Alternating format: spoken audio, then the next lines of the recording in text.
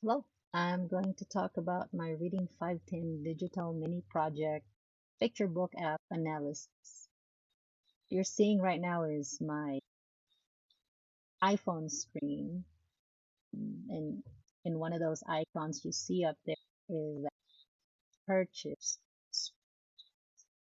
So I will talk about the pros and cons in using this app. I'll talk specifically about content, the usability, the context, and surface. I will describe through my own experience of the app, the pros and cons of the app in those areas.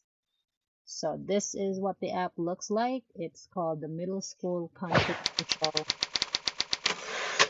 Book One. It is this particular app is a graphic novel edition. I picked the book one, which is called Be Confident in Who You Are. So as I navigate through the content, I'll talk about the areas such as the narrative, the plot of the graphic novel, the text, the illustration, soundscape, and animation.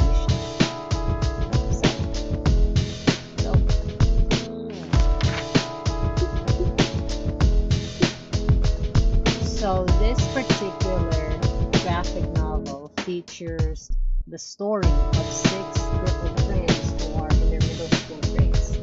So each of the characters, as you can see in this page, each of these characters, they face challenges about insecurity while trying to navigate in school. And the characters learn through their experiences and through the support of each other.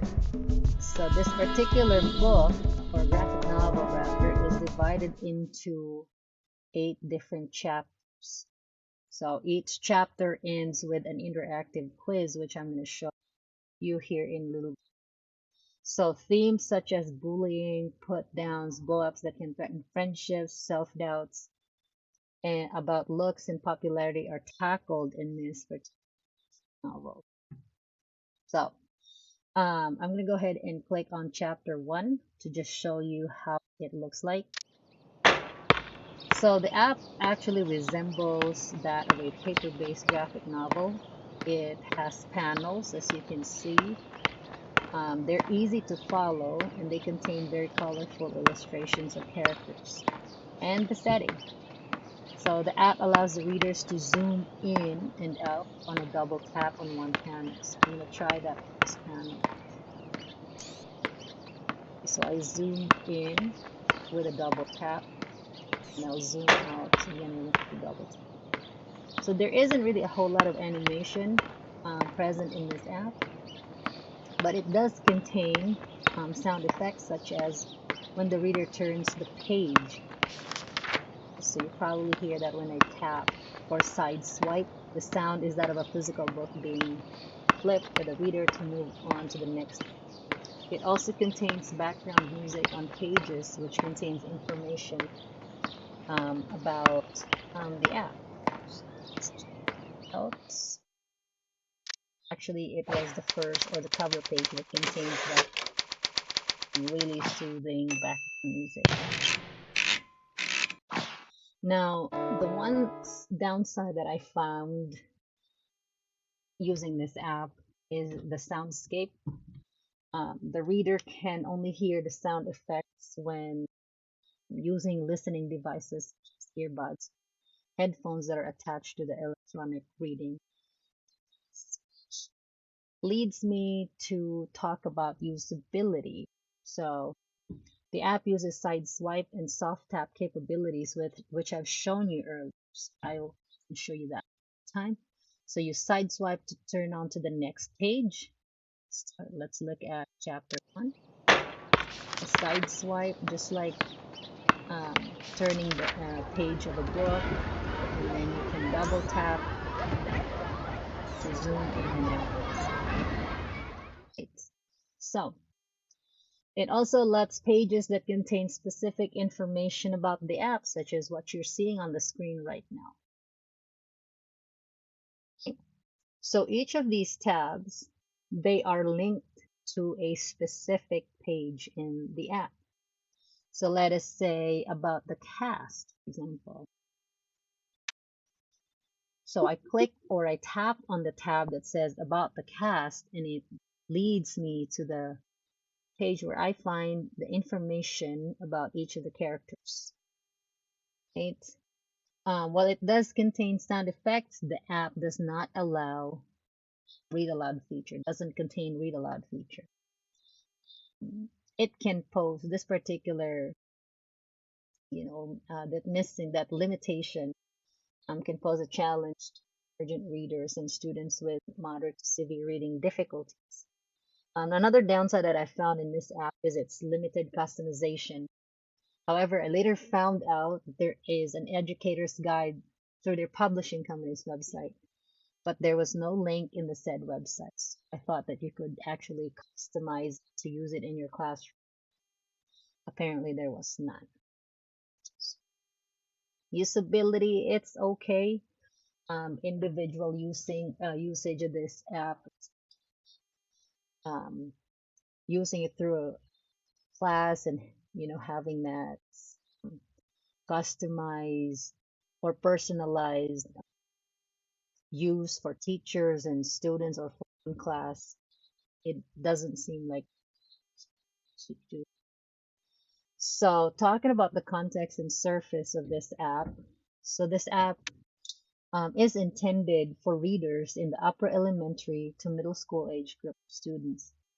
However, the themes that are presented in the app, as I have mentioned earlier, may be applicable to ninth grade readers or even high school readers.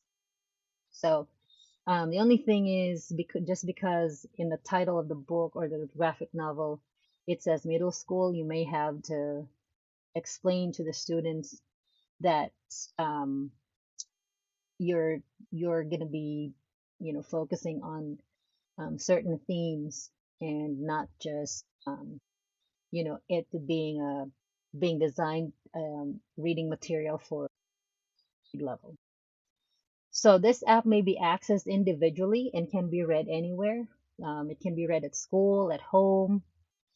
It's available for purchase on Google Store, App Store for Apple and Amazon App Store, but you cannot download this on PC or Mac. This app is designed for tablet and mobile devices. One of the most interesting thing that I found out about this app is that it is preloaded with the Smart Ed Pad. Smart Ed Pad is an assistive technology for students with speech and communication disorder.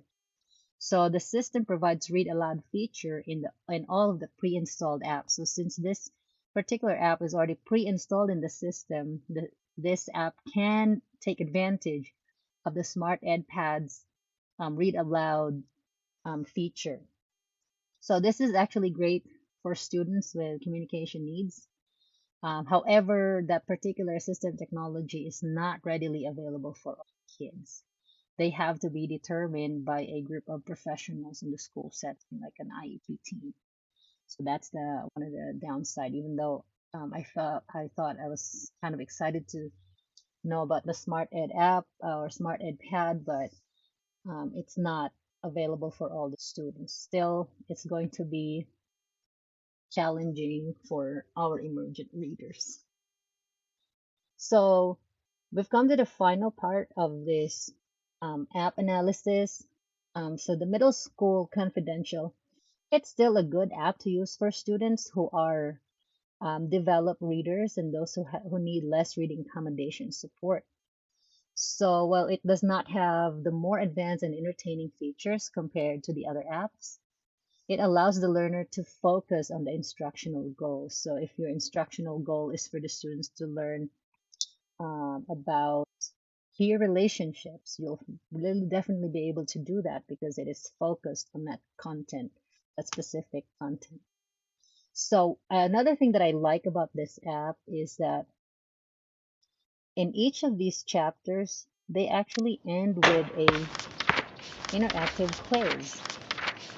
So though its interactivity is very limited, it does have a quiz at the end. And then the quiz provides immediate feedback. So it tells you whether you got the right answer or if you got it wrong. So, for example, this question here, the face in the mirror, I'm like a foot shorter than everyone else. More or less confident. I guess you're supposed to pick whether that statement is an expression of someone who's more confident or is that an expression of a less confident person.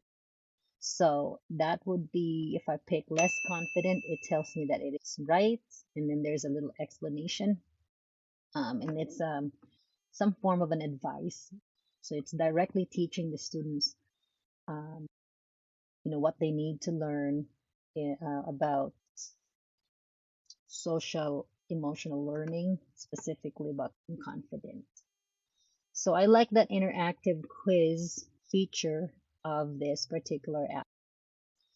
So the immediate feedback will allow the students to see where they are in terms of understanding the content. Now the downside of this is it um, it is not designed to change the questions. The questions remain, so it doesn't challenge the kids. So that's the only thing. You can only use this once. And then, so I guess the other thing that I find my final thoughts about this app is that regardless of the app's limitations, I think it will still serve its purpose. Um, the secret here is a thoughtful and purposeful planning from the teachers and with the right instructional goals when using this. So that is all that I have for this um, project for tonight, and I will see you again in next digital mini project.